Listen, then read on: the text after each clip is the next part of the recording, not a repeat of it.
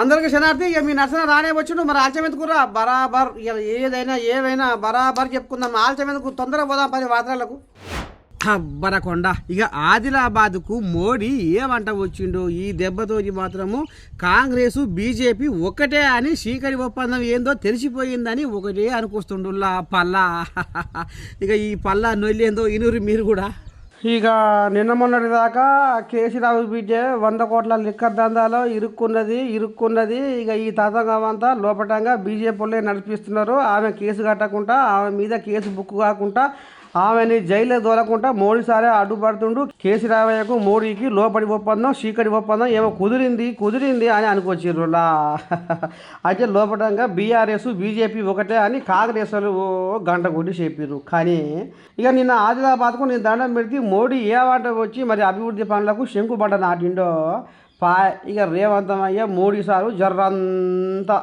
ముషి నవ్వుకుంటా చిరునవ్వులతో మాట్లాడుకునేసరికి ఓ అమ్మా ఇక కాంగ్రెస్ బీజేపీ ఒకటే అని బీఆర్ఎస్ వాళ్ళు నీ దండం పెడితే ఇక డప్పు కొడుతుర్రులా ఊరూరా ఇక చూసినావా కథ ఏడికి వచ్చిందో ఇగో ఈ రకంగా ఇట్లా నవ్వుకున్నారు మురుసుకున్నారు ముద్దుగా మాట్లాడుకున్నారు ఇగో ఇన్నాళ్ళకు తెలంగాణ రాష్ట్రంలో బీజేపీ కాంగ్రెస్ చీకటి ఒప్పందం చేసుకునే ముచ్చట బయటపడ్డదని ఇగో పల్లా రాజేశ్వర రెడ్డి ఎట్లా పటపట పండు కొరుకుతుండో చూడరి. భారతదేశ ప్రధానమంత్రి గారు బీజేపీకి చెందిన మోడీ గారు అదేవిధంగా ఇక్కడ తెలంగాణ ముఖ్యమంత్రి కాంగ్రెస్ ముఖ్యమంత్రి రేవంత్ రెడ్డి గారు అలాయి బలాయి చేసుకున్నట్టే అనిపించింది. వారు సీఎం రేవంత్ రెడ్డి గారు మాట్లాడుతూ ప్రధాన మోడీ గారు నా యొక్క పెద్దన్న, నేను బడేబాయ్, మాకు బడేబాయ్ అని చెప్పారు, వారు చోటేబాయ్ అని చెప్పారు. ఈ బడేబాయ్ చోటేబాయ్ సంబంధం అనేది ఈ ఎన్నికల ముందు ఇంతకుముందు చాలా తక్కువగా రహస్య ఒప్పందాలు ఉండేది. ఇవాళ మాత్రం బయటికే వారిద్దరు మాట్లాడిన తర్వాత వాళ్ళ ముఖ కవలికలు వాళ్ళ యొక్క సంతోషం చూస్తున్నట్లయితే బీజేపీ కాంగ్రెస్ యొక్క చీకటి ఒప్పందం తెలంగాణలో ఇవాళ బయటపడింది. ఇవాళ వారు మాట్లాడుతూ చాలా వరకు గవర్నర్ గారిని మిగతా వాళ్ళందరినీ కూడా మేము అందరం కూడా కలిసిపోయి ఉన్నట్టే ఉందని చెప్పారు. వాస్తవమే. ఇవాళ బీజేపీకి చెందిన గవర్నర్ గారు భారత రాష్ట్ర సమితి ప్రభుత్వం యొక్క క్యాబినెట్ ఆమోదించిన 2 ఎమ్మెల్సీలను నామినేట్ చేయాల్సింది రాజకీయ రంగు పులిమి, వాళ్ళు రాజకీయ పార్టీలకు చెందిన వారని చెప్పి ఇవాళ దాసోజు శ్రవణ్ కుమార్ని అదేవిధంగా సత్యనారాయణ గారిని రిజెక్ట్ చేశారు, పక్కన పెట్టారు, తిప్పి పంపారు. కానీ రేవంత్ రెడ్డి గారు ప్రభుత్వం వచ్చిన తర్వాత ఒక రాజకీయ పార్టీ స్థాపించిన కోదండరామ్ గారిని మరొకరిని మాత్రం వారు ఆమోదం తెలపడం అని చెప్పేసి వారి యొక్క ఫైల్ మీద సంతకం చేయడం జరిగింది. అంటే ఈ ద్వంద్వ ప్రమాణాలు దేన్ని సూచిస్తున్నాయి? చుట్టం ఆకలి మంచానికి ఎరక అన్నట్టు ఇక ఈ రకంగా ఏదో అభివృద్ధి పనులకు వస్తే ఆయన మాత్రం పోవాలి కదా. మరి చెడ్డో పడ్డో ఇప్పుడు రాజకీయమే, అభివృద్ధి పనులే. గీ తరీఖన ఉన్న వ్యవహారాన్ని గీ రకంగా మలుచుకొని చీకటి ఒప్పందం చేసుకుంటారని అంటే ఎట్లా? ఆనాడు ఇక మరి పెద్ద మనిషి కేసీరావు మోడీ కేడీ అనే బెదరగొచ్చే ఇక మరి మనకు కేంద్రానికి వెళ్ళి వచ్చే నిధులన్నా రాబట్టుకోవాలి కదా అన్న ఆలోచనతో రేవంతమయ్య చేసుకొచ్చిండని కాంగ్రెస్ వాళ్ళు దీనికి సమాధానం చెప్తుర్రులా. ఇక ఏం చేయాలనో ఎట్లా చేయాలనో ఇంత దానికి ఇక ఈ రకంగా ప్రచారం చేసుకుంటున్నారు బీఆర్ఎస్ వాళ్ళు. ఏం చెప్పాలి వీళ్ళకు అని అనుకుంటున్నారు ఊర్లో పోయి జనాలు.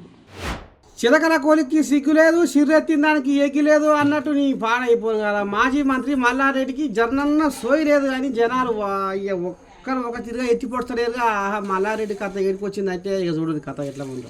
సినిగిన వానిదే సినుగుతుంది పటేల్ కొడుకు సన్నమామ అన్నట్టు 6 కాలం కష్టం చేసి మా రెక్కలు ముక్కలు చేసుకొని 4 అక్షరాలు నేర్పి నీలాగా బుద్ధిమంతులు చెయ్యి మల్లారెడ్డి అంటే పురుగులు పడ్డ బువ్వ పెట్టి మంది కొంపలు కొల్లేరు చేసి కోట్ల రూపాయలకు పడగలెత్తుండడనులా మాజీ మంత్రి మల్లారెడ్డి. ఇక చూడురి పాపము పోరగాళ్ళు ఆ పురుగులు పడ్డ బువ్వ తినలేక ఎట్లా గగ్గోలు పెడుతుర్రో కాలేజీ ముంగట.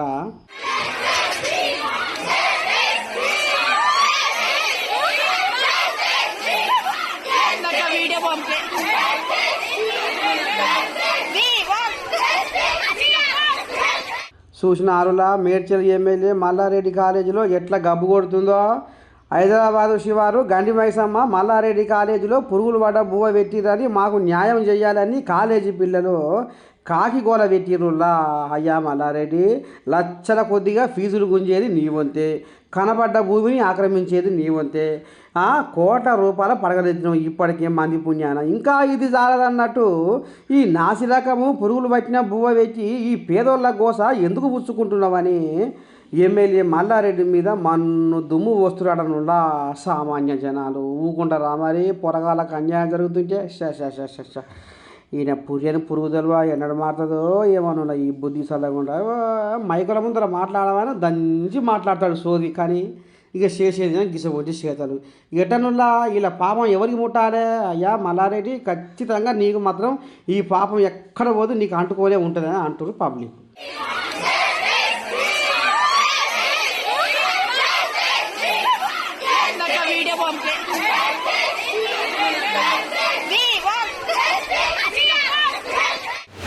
వారేవా, మంది అనేది అటనే ఉందట. ఏపీలో జగన్ పరిపాలన కూడా అటనే ఉందట. నువ్వులా ఏమన్నా సందా ఉందా? ఈ ముచ్చట పాడబడా ఈ సగదానం ఈ సగదానం మంది మాటలు పట్టుకొని మారువారం పోతే మళ్ళీ వచ్చే వరకు ఇలా అన్నటువంటి కథ. అదే కథ నడుస్తుందట మంది మీద అయ్యేవాళ్ళ. చూడు జగన్ పరిపాలన ఎట్లా ఉందో. అయ్యా జగన్ అయ్యా, ఎంత రామసక్కని ఘనకార్యం చేస్తున్నావు అయ్యా.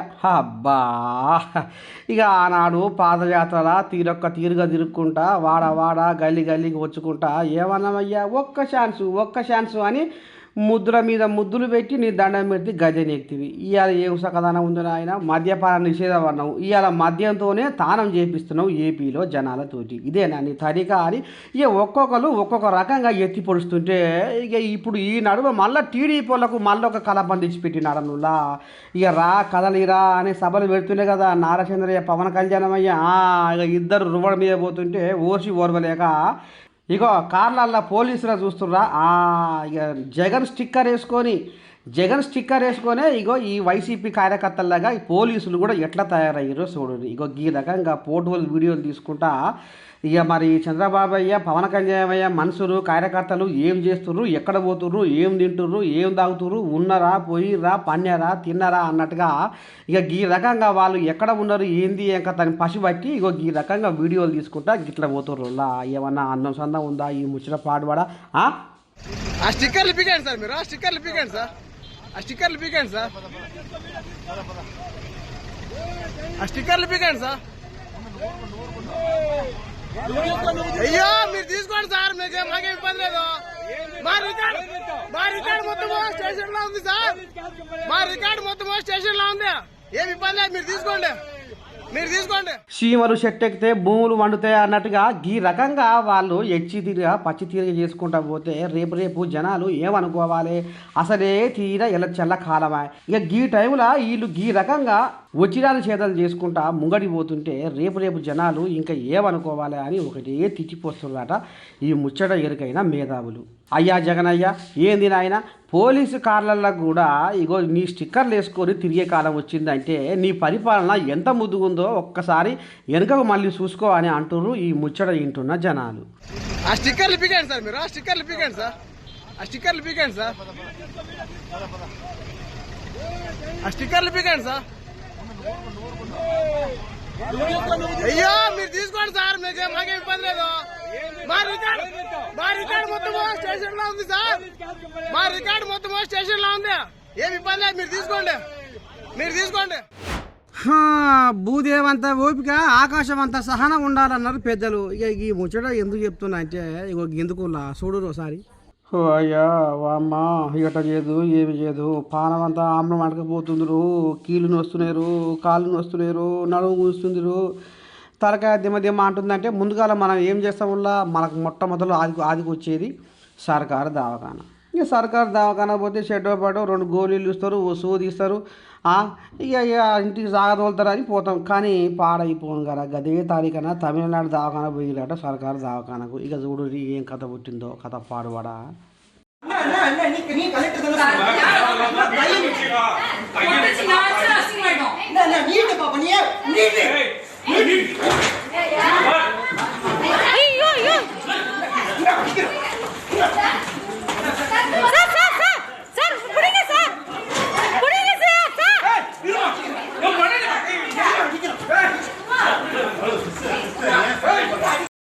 ఇక ఓ దిక్కు రోగి తల్లిదండ్రులు, ఇంకో దిక్కు డాక్టర్లు, మధ్యలో నర్సులు. ఇక ఆగబట్టలేక నర్సులకే పానం ముక్కులకు వచ్చిందట. వేస్తూనే ఊరు జంబడీక. ఇక ఈ మధ్య ధర పాడైపోను. మరి ఈ సూదుల కాడ గోళీల కాడ పుట్టిందా ఇంకేడ పుట్టిందా అనేది ఎక్కడ వశపడతలేదు. తమిళనాడు రాష్ట్రంలో జరిగింది ఈ ముచ్చట. ఇక ఈ రకంగా డాక్టర్లని రోగులని డాక్టర్లు కొట్ట ఈడికి ఆడికి ఈడికి అది ఇక పెద్దోళ్ళకి అంటే పడ్డదట. ఇక వాళ్ళు ఊరుకుంటారు. ఇక హాస్పిటల్ ప్రొటెక్షన్ కింద ఇక హాస్పిటల్ ప్రొటెక్షన్ యాక్ట్ కింద చర్య తీసుకోవాలి, కేసు కట్టాలి అని అనుకొస్తున్నారు. కానీ మరి ఈ కలంపం ఎందుకు పుట్టింది, ఏంది, ఏం కథ? మరి సర్కారు దవాఖాన అన్నట్టుగా వీళ్ళు మాట్లాడిదా, లేకపోతే మరి ఏం కలంపం పుట్టిందో, మొత్తానికి ఏం జరిగిందో కాదు. ఈ రకంగా సర్కారు దవాఖాన కొట్టుకోవడం మాత్రం ఇదే ఫస్ట్ అని అనుకొస్తున్నారు తమిళనాడు రాష్ట్రంలో.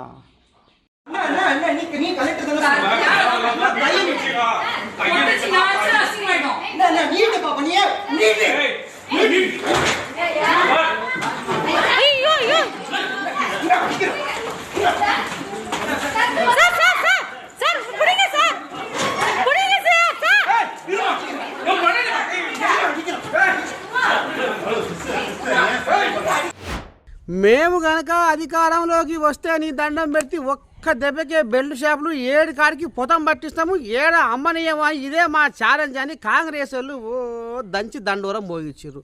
ఇవాళ నేను దండం పెడితే మందు రోడ్ల మీద ఏరులై పారుతుందట. నువ్వు చూద్దాం పారి భాగవతం ఎట్ట ముందు. చీపురు కట్టకు పట్టు కుచ్చు కట్టినట్టు నీ దండం పెడితే ఎలక్షన్ల ముందర కాంగ్రెస్లు రావసక్కని శుద్ధులు చెప్పుకొచ్చిర్రు. మేము అధికారంలోకి వస్తే బెల్ట్ షాపులు మొత్తం 7 కాడికి పొతం పడతాం, ఊర్లల్లో అసలు బెల్ట్ షాపులే ఉండనియమని రామసక్కని తీరుగా పోవండాలు కొట్టిర్రు. కానీ ఇలా ఆఖరికి వస్తారు కల్లా ఇక నల్గొండ జిల్లా పక్కన సూర్యాపేట అనుకొని ఉన్న ఊర్లో ఇక చూడు ఏం సక్కన మందు అమ్ముతున్నారు రోడ్ల మీద. మహిళలే ఈ రకంగా తెగబడి మందు అమ్ముతున్నారు అంటే మరి ఈ మందు ఎక్కడికి వెళ్ళి వచ్చింది, ఎవరు వీళ్ళకి సప్లై చేస్తున్నారు, మరి ఇది చూడనట్టుగా మరి ఆబ్కారీ శాఖ వాళ్ళు ఎందుకు చూస్తున్నారు, వీళ్ళకు తెర వెనకాల ఏమన్నా భాగవతం నడిచిందా, చీకటి ఒప్పందం నడిచిందా అన్న కోణంలో ఆలోచిస్తూ ఉన్నారట ఈ మందు అమ్ముతున్న అక్కలు చూసి.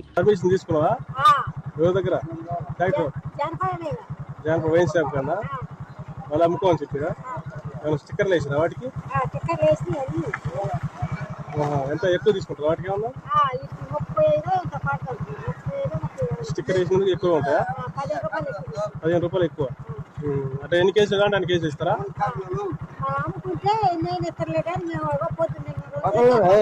ఇక్కడ నువ్వు ఒక్కదాన్ని అమ్ముతావా, ఇంకెవరైనా అమ్ముతారు? నలుగురు రా. ఇన్నారులా మరి ఇప్పటికైనా ఎక్సైజ్ శాఖ అధికారులు జర కళ్ళు తెరిచి సోయి తెచ్చుకొని గిసవంటి తాగుడు గిసవంటి మందులు రోడ్ల మీద అమ్మితే రాను తెలంగాణ మొత్తం తాగుడు తెలంగాణ కావాలన్నా అని ఈ రకంగా కామెంట్లు పెడుతుర్రులా సోషల్ మీడియాలో. ఇక్కడ నువ్వు ఒక్కదాన్ని అమ్ముతావా, ఇంకెవరైనా అమ్ముతారు? నలుగురు రా. ఇక నేను పట్టుకొచ్చిన వార్తలు ఇలా ఎట్టునే ముద్దుకుని ఇక రేపు కూడా గిదే ఎలాగొస్తా. అంతవరకు మీరు ఏం చేయాలి చూస్తూనే ఉండాలి మన తెలంగాణ టీవీ. ఉంటా శనార్థి. నమస్తే.